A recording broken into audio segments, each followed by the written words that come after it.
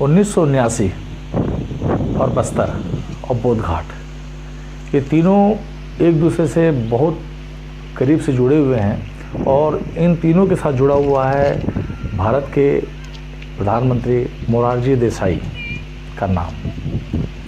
मोरारजी भाई देसाई जी ने 1979 में बस्तर के लिए एक सबसे बड़ी योजना बोधघाट जल विद्युत परियोजना की शुभारंभ की, घोषणा की और उसका शिलान्यास भी किया।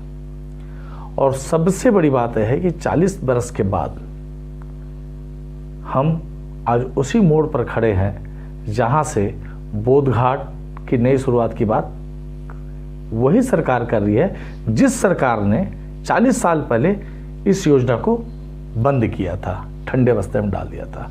हाँ, 1979 में बोधघाट परियोजना का शिलान्यास हुआ और बारसूर में करोड़ों रुपए खर्च करने के बाद ये योजना ठंडे बस्ते में तब डाल दिया जब कांग्रेस की सरकार केंद्र में काबिज थी और पर्यावरण मंत्री थे कमलनाथ, और तब केंद्रीय राज्य मंत्री थे बस्तर के आदिवासी नेता अरविंद नेताम।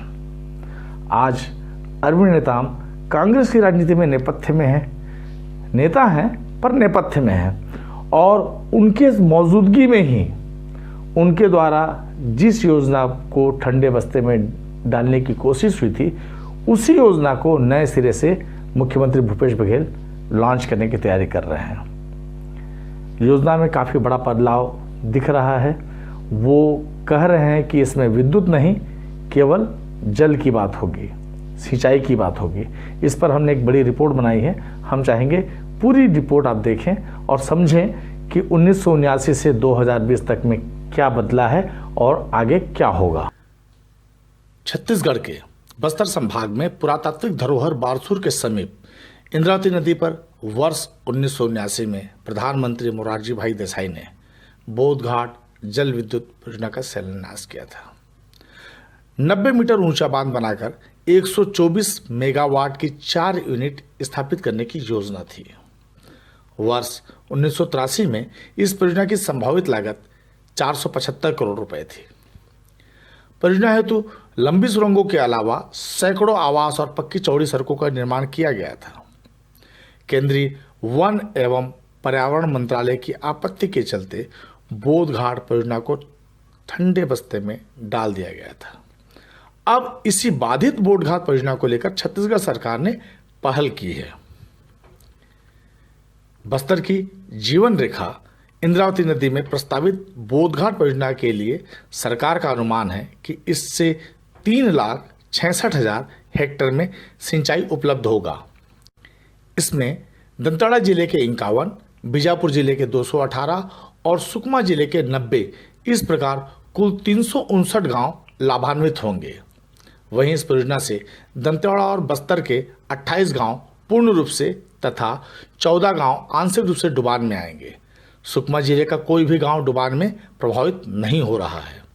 सरकार का मानना है कि इन तीनों जिलों में खरीफ की फसल के लिए 1,71,075 हेक्टेयर भूमि को सिंचित किया जा सकेगा। इसी तरह से रबी की फसल के दौरान 1,31,075 हेक्टेयर तथा गर्मी में 64,430 हेक्टेयर भूमि को सिंचित क्षेत्र में शामिल किया जाएगा। इन सभी को मिलाकर कुल 3,66,580 हेक्टेयर में सिंचित क्षेत्र के विकास की योजना सरकार ने बनाई है। राज्य सरकार ने सिंचाई में वृद्धि, राज्य में समृद्धि के तहत इस महत्वाकांक्षी योजना के अंतर्गत पेयजल, पर्यटन और नौका विहार आदि की सुविधा भी उपलब्ध कराने को अपनी प्राथमिकता में रखा है। साथ ही इसमें लिफ्ट इरिगेशन को भी शामिल किया है। इसके माध्यम से बस्तर के शेष जिलों को भी सिंचाई एवं निस्तार के लिए जल उपलब्ध कराया जाएगा। बोधघाट बहुउद्देशीय परियोजना को लेकर सरकार का विचार है कि यह कई उद्देश्यों की एक साथ पूर्ति कर सकता है। मुख्यमंत्री भूपेश बघेल का मानना है कि बोधघाट ऐसा प्रोजेक्ट है जिसका लाभ सिर्फ और सिर्फ बस्तर के लोगों को मिलेगा।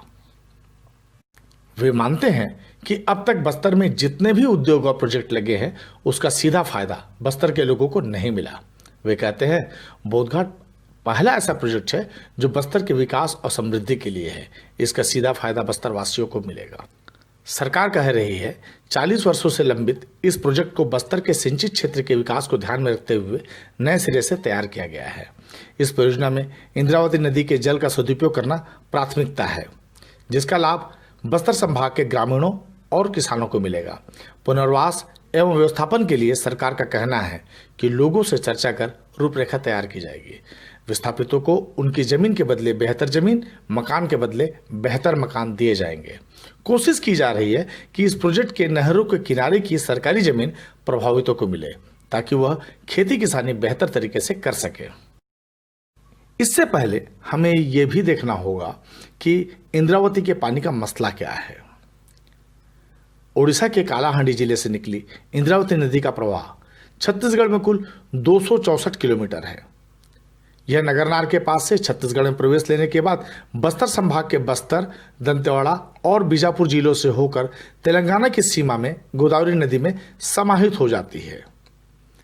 बीजापुर जिले के भोपालपट्टनम के पास तेलंगाना सीमा भद्राकाली के करीब इंद्रावती गोदावरी की नदी का संगम है। इंद्रावती नदी को गोदावरी की मुख्य सहायक नदी माना गया है। करीब 2 दशक से इंद्रावती नदी के जल बंटवारे को लेकर ओडिशा और छत्तीसगढ़ के मध्य विवाद है। ओडिशा ने इंद्रावती नदी पर खातीगुड़ा सहित कई जगहों पर छोटे बड़े बांध बना लिए हैं।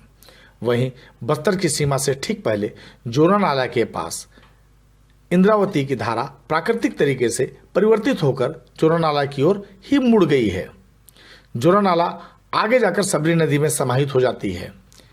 इंद्रावती नदी में जल का प्रवाह बना रहे, इसके लिए छत्तीसगढ़ और ओडिशा सरकार के जल संसाधन विभाग की देखरेख में नगरनार से पहले स्ट्रक्चर का निर्माण किया गया है, ताकि एक निश्चित मात्रा में इंद्रावती के जल का प्रवाह नियमित बना रहे।